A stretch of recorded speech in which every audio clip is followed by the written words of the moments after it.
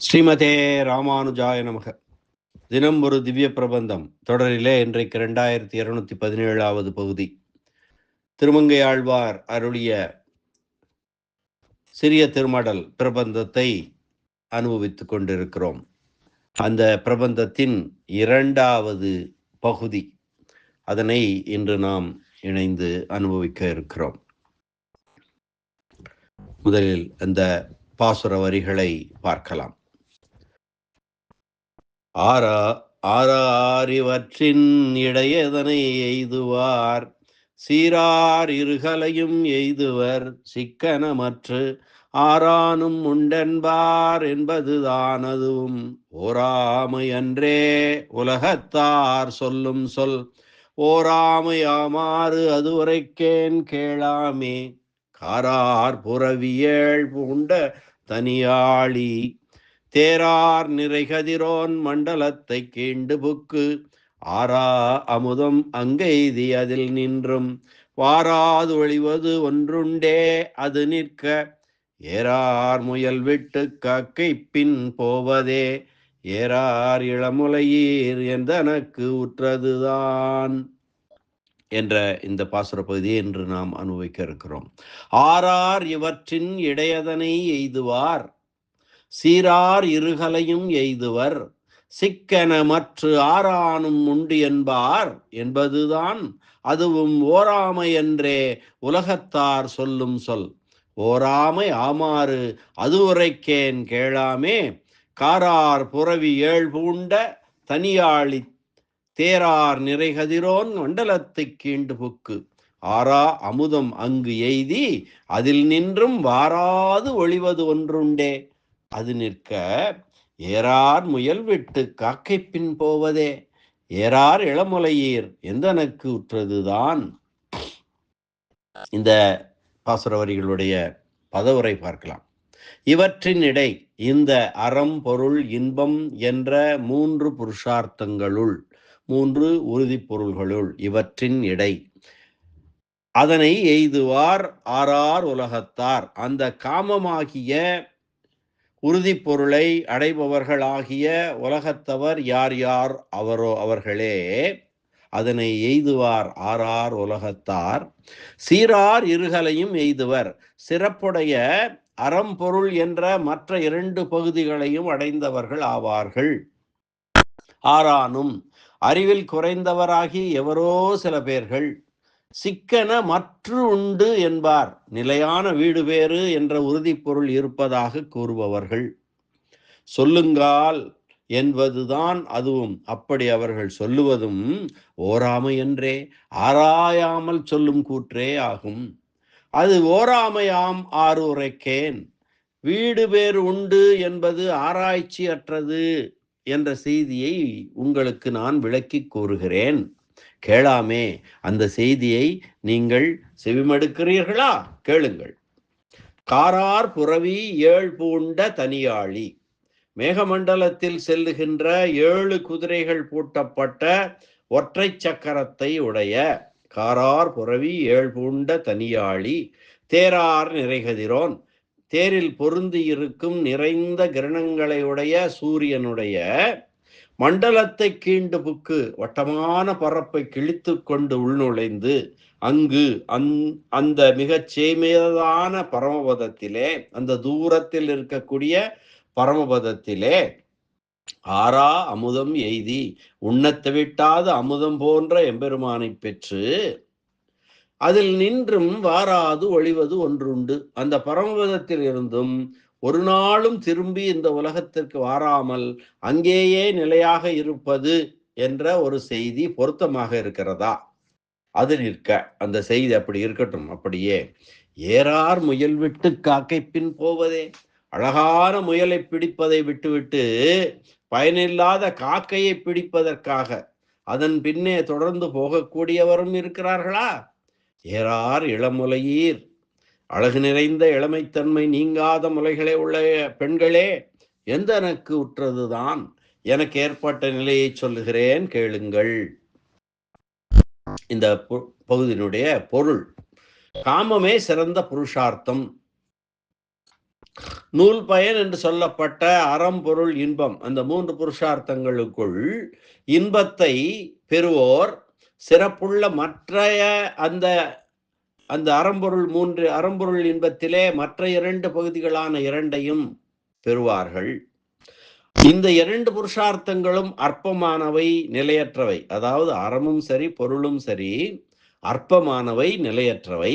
இந்த 3ஐ காட்டிலும் மேல் ஒன்று சிறந்ததாக உண்டு என்று யாராவது சொன்னால் அது அறிவின்மையாலே சொல்வதாகும். அது எப்படி என்று சொல்லுகிறேன் கேளுங்கள். வீடு என்ற புருஷார்த்தம் உங்களுக்கு உண்டு என்று தோன்றுகிறதா? மேகமண்டலத்தில் சூரியன் 7 குதிரைகள் பூட்டிய ஒரே சக்கரமுள்ள தேரில் சஞ்சரிக்கிறான். வெப்பகிரணங்களை உடைய அந்த சூரியனின் மண்டலத்தை கீண்டு அறுத்து கொண்டு மேலே பரமபதத்தை கீண்டு அந்த மேலே பரமபதத்தில் புகுந்து அங்கு திருப்தி பிறக்காமல் அமுதமாகிய பரம்பொருளை அடைந்து அவ்விடத்தில் இருந்தும் திரும்பி வாராமல் இருத்தல் என்பது ஒன்றுண்டோ? அது இருக்கட்டும். புலாலை விரும்புகிறவர்கள் உடலின் தசைப்பகுதி அதிகமாக உள்ள முயலை தொடராமல் வானில் மரக்கிளைகளில் பறக்கும் காக்கையை பிடிக்க வேட்டையாடி தொடர்வதோ என்று கேட்கிறார் பரகால நாயகி. இனி இந்த பகுதிக்கான வியாக்கியான சக்கரவர்த்தி பெரியவாச்சான் பிள்ளையின் வியாக்கியான விவரணத்தை பார்க்கலாம். ஆறார் அவற்றின் இடையதனை எய்துவார். வடுவிலா வையத்து மன்னிய 3 நடுவனது எய்த இருதலையும் எய்தும் என்பது நாலடியார். என்று பொருள் இருந்தால் அறமும் இன்பமும் கிட்டும் என்று தமிழ் சான்றோர் சொல்லுகிறபடி சொல்லவில்லை இவள். அந்த நடுவனது அல்ல. அறம் பொருள் இன்பம் என்ற 3 உறுதி பொருள்களுள் அதனை எய்துவார் என்பது தமக்கு குறிக்கோளாகிய காமத்தை எய்துவார் என்றே பொருள்படும். ஆறார் இவற்றின் இடையதனை எய்துவார். ஆறார் இவற்றின் இடையதனை எய்துவார் என்பதாலே பயிலும் திருவுடையார் எவரேனும் என்பது போல இந்த காமமாகிய உறுதி பொருளை அடைந்தவர்கள் பிறப்பாலும் ஒழுக்கத்தாலும் எவ்வளவு தாழ்ந்தவர்களாக இருந்தாலும் இந்த காமத்தை அடைய பெற்ற காரணத்தாலே அவர்களே சிறந்தவர்கள் என்கிறாள். பயிலும் திருவுடையார் எவரேலும் அவர் கண்டீர், பயிலும் பிறப்பிடை தோறும் எம்மையாளும் பரமரே என்று நம்மாழ்வார் திருவாய்மொழியிலே சொல்வது போல இது. சீரார் இருகலையும் எய்துவர். இந்த காமபுருஷார்த்தத்தை அடைய பெற்றவர்கள் இதன் கலாமாத்திரமாயிருக்கும் அறம் பொருள் 2ஐயும் அடைந்தவரே ஆவார்கள். சாத்தியமாகிய இன்பத்தை அடைந்தவர்கள் இதற்கு சாதனமான அறம் பொருள் ஆகிய 2ஐயும் இதற்கு முன் அடைந்தே இருக்க வேண்டுமல்லவா? காமத்தின் ஒரு பகுதி, கலை 16இல் ஒரு பகுதி ஆகிய அறம் பொருள் என்ற 2ஐயும் பெற்றவராவார். பெறப்படும் பொருளை பெற்றவர்கள் அந்த பொருளை பெறுவதற்கு கருவிகள் ஆனவற்றையும் பெற்றவர்கள் அல்லரோ? ஒரு ஊருக்கு போக வேண்டும் என்று ஒருவனுக்கு ஆசை. அப்படி ஆசைப்பட்டிருந்து அந்த ஊரில் எந்த ஊரில் போக வேண்டும் என்று சொன்னானோ அந்த ஊரில் அவனை பார்த்தால் அவன் தான் இருந்த ஊருக்கும் வந்து சேர்ந்த ஊருக்கும் நடுவில் உள்ள வழியையும் கடந்துதான் வந்திருக்கிறான் என்பது பொருள்படும் அல்லவா? அறம் பொருள் என்ற 2ற்கும் சீர்மை காமத்தை பெறுவதற்கு கருவிகளாய் இருத்தலேயாகும். சிக்கன மற்றும் ஆறானும் உண்டு என்பார் என்பதுதான் அதுவும். உறுதியான அறம் பொருள் இன்பங்களின் வேறுபட்டதான வீடு வேறு என்ற உறுதி பொருள் உண்டு என்று பெயர் தெரியாத சில பேர்கள் சொல்லுகிறார்கள் என்பதும், சிக்கன அறம் பொருள் இன்பம் இந்த 3ம் தாழ்ந்தவை, நிலையில்லாதவை என்று இவற்றை இழித்து சொல்லி நிலைத்த மகிழ்ச்சி அளிப்பதாய் அந்தமில் பேரின்பம் என்று நம்மாழ்வார் சொல்லுகிற அந்த நிலைத்த உறுதி பொருளே மோட்சம்தான் உயர்ந்தது என்று கூறுவர். அப்படி வீடு வேறு என்ற ஒன்று இருப்பதாக காண முடியவில்லையே. எங்கேயாவது தெரிகிறதா? இல்லையே. வீடு வேறு என்பதனை அவர்களுடைய வார்த்தைகளாகிய கடலிலேயே கேட்க முடிகிறது என்பது ஆறானும் என்பதால் அவர்கள் பெயர் சொல்லத்தகாதவர்களாய் அறிவற்றவராய் இருக்கக்கூடியவர் என்பது கருத்து. பகவானை பெறாத ரோசம் இவளை நாஸ்திகவாதத்தின் எல்லைக்குள் அழைத்து செல்லுகிறது. எம்பெருமானை அடைய பெறாத மனக்கொதிப்பாலே ஆழ்வார் இப்படி கூறுகிறார் எனலாம். உண்மையிலே வீடு பேறு மோட்சம் என்ற உறுதி பொருள் இல்லையோ என்றால், ஓராமை அன்றே உலகத்தார் சொல்லும் சொல். உலகத்தவருடைய சொற்களையும் செயல்களையும் ஆராயாமல் அல்லவா அவர்கள் இப்படி மோட்சம் உண்டு என்று சொல்கிறார்கள். உண்மையில் வீடு வேறு என்ற உறுதி பொருளே இல்லை, அவர்கள் அறியாமல் சொல்லுகிறார்கள் என்பது எப்படி பொருந்தும் என்றால், ஓராமை ஆமாறு அது உரைக்கேன் கேளாமே. அவர்கள் அறியாமல் சொல்லுகிறார்கள் என்பதனை என் சொற்களை கொண்டே அவர்கள் சான்று காட்டும் நூல்களையும் அந்த நூல்களை கொண்டு சொல்லும் செய்தியையும் அவர்கள் சொல்லும் பிரமாணமான சாஸ்திரத்தையும் அந்த பிரமாணத்தால் அறியப்படும் பிரமேயமான மோட்ச புருஷார்த்தத்தையும் அழித்து காட்டுகிறேன் பாருங்கள். நீங்கள் செய்ய வேண்டியது நான் சொல்லுவதை செவிசாய்த்து கேட்பது ஒன்றே. என்னுடைய கூற்றுக்கு செவிசாய்த்தால் போதும். அப்படி கேட்டீர்களானால் நீங்களும் என் கட்சிக்கு திரும்பி விடுவீர்கள். மற்றவர்கள் காது கொடுத்து கேட்கிறோம் என்று கூற பரகால நாயகி மேலே சொல்கிறாள், காரார் புரவி. அவர்கள் வீடு வேறு உண்டு என்று கூறுவது உங்களுக்கு ஏற்ப பொருத்தமாக தோன்றுகிறதா என்று கூறுங்கள். முதலிலே மேகமண்டலத்திலே குதிரைகள் உலாவுகின்றன என்பது பொருத்தமாக இருக்கிறதா? காரார் புரவி, அதுவும் ஏழு புரவி. சூரியன் தன் தேரில் 7 குதிரைகளை பூட்டி இருக்கிறானாம். என்ன ஒரு கட்டுக்கதை! 2 குதிரைகள் கட்டிய வண்டியை பார்த்திருக்கிறோம், 4 பார்த்திருக்கிறோம், 6, 8 என்று குதிரைகளை இரட்டைப்படையாக பூட்டுவது தவிர ஒற்றைப்படையில் பூட்டும் வழக்கம் உண்டோ? 2 அல்லது 4 அல்லது 6 அல்லது 8 குதிரைகள் பூட்டினால் ஆகாதா? தனியாளி தேர், அதுவும் ஒரே சக்கரம் உள்ள தேர். என்ன விந்தை! தேருக்கு 2 சக்கரம் இருக்க வேண்டும் அல்லது 4 சக்கரங்கள் இருக்க வேண்டும். அப்படி இல்லாமல் ஒரே சக்கரமுடைய தேர் உண்டா? நான் பார்த்ததில்லை, நீங்கள் பார்த்திருக்கிறீர்களா என்று கேட்கிறாள் பரகால நாயகி. தேரார் நிறை கதிரோன் மண்டலத்தை கீண்டு புக்கு. வானத்திலே ஒருவன் தேரை செலுத்துவது என்ற வழக்கம் உண்டோ? ஒரு விளக்கை பார்த்தாலே கண் கூசும்படி இருக்கும் மிக தாழ்ந்த இந்த ஜீவன் வெப்பக்கதிர்களால் முழுமையும் நிரம்பியவனாயிருக்கிற சூரியனை சென்று அணுகுவான் என்பது பொருத்தமாக இருக்கிறதா? ஒரு தெய்வத்தை இந்த உலகத்திலே மனதிலே வைத்து அவனை சார்ந்திருக்கும் வலிமையாலே சூரிய மண்டலத்தின் நடுவிலே இந்த ஜீவன் போக முடியுமா? அங்கே ஏறச் சென்றால் அந்த வழிதான் திருவரங்க கோயிலுக்கு போகும் வழி போல 2 புறமும் மரக்கிளைகளால் மறைக்கப்பட்டு வெப்பப்படாமல் குளிர்ச்சியோடு போகும் நிலையதா இருக்குமா? போது திருவரங்கத்துக்கு செல்கிறோம் என்றால் அந்த வழி 2 புறமும் மரங்கள், குளிர்ந்த மரங்களால், நிழல் தரும் மரங்களால் இருக்கிறது, நன்றாக இருக்கும். இது கொடிய வெப்பத்தையுடைய சூரிய மண்டலத்தின் நடுவே போவது சாத்தியமா? ஆரா அமுதம் அங்கு எய்தி எம்பெருமான் உகந்தருளி இருக்கும் திருநறையூர், திருவாய்ப்பாடி முதலிய திருத்தலங்கள் இங்கே இருக்கும் போது ஆரா அமுதம் அங்கே இருப்பது எப்படி? வீடு பேற்றிலே அந்த இடத்திலே மோட்சம் அடைந்த பிறகு அங்கே அமுதம் இருக்கிறது என்று சொல்கிறார்களே, அங்கே எப்படி இருக்க முடியும்? எம்பெருமானை பெறுவதற்கு உதவும் மடலேறுவதற்குரிய பனைமடலும் அவன் உகந்தருளி இருக்கும் திருநறையூரும் இங்கே இருக்கும் போது அங்கு போய் எதனை பெற இயலும்? ஆரா உமுதம் அங்கெய்தி அதில் நின்றும் வாராது ஒளிவது ஒன்றுண்டே. அங்கே மோட்சத்துக்கு போனால் மறுபடியும் இந்த உலகுக்கு மீண்டும் வர முடியாதாம்.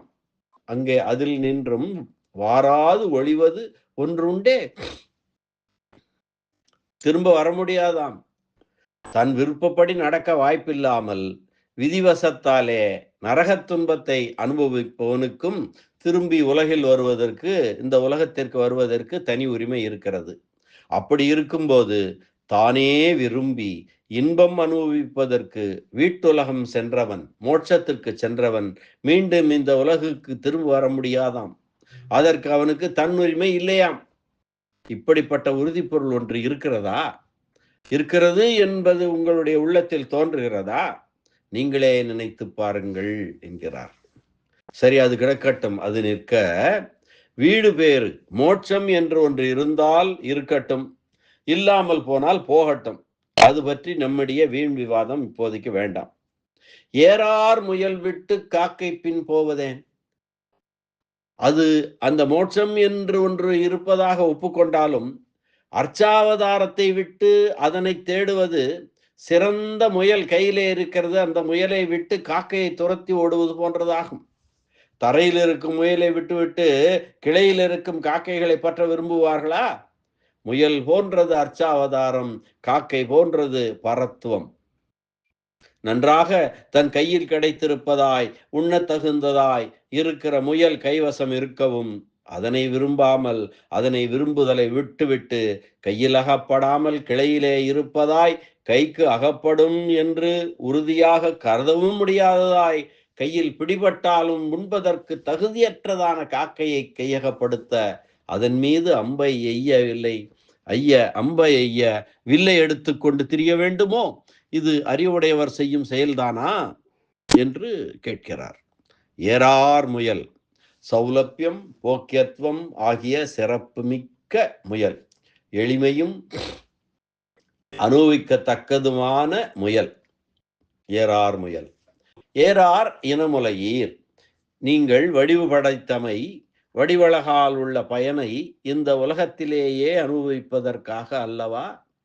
கொம்மை முலைகள் இடர்தீர கோவிந்தர்கோர் குற்றேவல் இம்மை பிறவி செய்யாமே இனிப்போய் செய்யும் தவம்தான் என்று நாச்சியார் திருமொழியிலே ஆண்டாள் நாச்சியார் கூறியிருக்கிறார்கள் அல்லவா? நம்மை போன்றவர்கள் சொல்லுகிறார்கள் அல்லவா? அப்படி இந்த உடலை கொண்டு ராமன், கண்ணன் முதலிய விபவ அவதாரங்களுக்கும் உகந்தருளியிருக்கும் திருத்தலங்களில் உள்ள அர்ச்சாவதாரங்களுக்கும் அடிமை செய்யாமல் இந்த உடலை விட்டு வேற்றுடல் கொண்டு வேறொரு உலகில் வேறொரு காலத்தில் பெறக்கூடிய பயன்தான் என்ன? எந்தனக்கு உற்றதுதான். இந்த செய்திகள் எல்லாம் ஒருபுறம் இருக்கட்டும். கஞ்சை காய்ந்த கருவில்லி கடைக்கண் என்னும் சிறைக்கோலால் நெஞ்சு ஊடுருவ ஏவுண்டு நிலையும் தளர்ந்து நெய்வேனை என்று ஆண்டாள் நாச்சியார் கூறுவது போல, கஞ்சை காய்ந்த கருவில்லி கடைக்கண் என்னும் சிறைக்கோலால் நெஞ்சு ஊடுருவ ஏவுண்டு நிலையும் தளர்ந்து நெய்வேனை என்றது போல, நான் மாறன் அம்பாலே, மன்மதன் அம்பாலே, மால்தன் கடைக்கண் அம்பாலே என்று இரண்டு பொருள் சொல்லலாம். கருவில்லி கடைக்கண் மன்மதன் அம்பு அல்லது திருமாலினுடைய கடைக்கண் அம்பாலே முன்புறம் பாய்ந்து பின்புறம் வெளிவருவதற்கான அம்பினால் எய்யப்பட்டு அதனால் பட்ட பாட்டை கேளுங்கள் என்கிறாள் பரகால நாயகி இங்கே இந்த எந்தனக்கு உற்றதுதான் என்பதனாலே. இந்த அற்புதமான பாசுர இந்த செய்திகளை சொல்லக்கூடிய பாசுர வரிகளை மீண்டும் அன்வைக்கலாம்.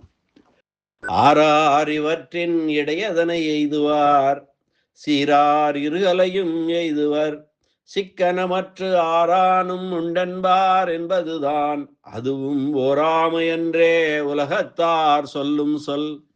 ஓராமை ஆமாறு அது உரைக்கேன் கேளாமே, காரார் புறவியேள் பூண்ட தனியாளி தேரார்க்கு நிறை கதிரோன் மண்டலத்தை கீண்டு புக்கு ஆரா அமுதம் அங்கெய்தி அதில் நின்றும் பாராது ஒளிவதொன்றுண்டே. அது நிற்க ஏறார் முயல் விட்டு காக்கை பின் போவதே, ஏறார் இளமுலையீர் எந்தனக்கு உற்றதுதான். கேளாமே, ஏறார் இளமுலையீர் எந்தனக்கு உற்றதுதான் என்று சொல்கிறாள். ஆறார் அவற்றின் இடையதனை எய்துவார், சீரார் இருகலையும் எய்துவர், சிக்கன மற்று ஆறானும் உண்டு என்பார் என்பதுதான் அதுவும் ஓராமை என்றே உலகத்தார் சொல்லும் சொல்.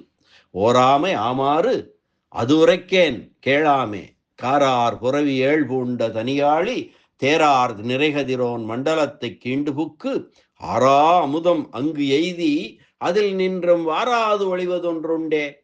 அது நிற்க ஏறார் முயல் விட்டு காக்கை பின் போவதே ஏறார் இளமலையீர் எந்தனக்கு உற்றதுதான் என்ற அற்புதமான பாசுர பகுதி அனுபவத்தை இந்த அளவிலே நிறைவு செய்வோம். மீண்டும் இதற்கு அடுத்த பகுதியினை அடுத்த பதிவிலே அனுபவிக்கலாம். இதுவரை நன்றி, வணக்கம். ஸ்ரீனிவாச வெங்கடேச ராமானுஜதாசன், திருவரங்கம்.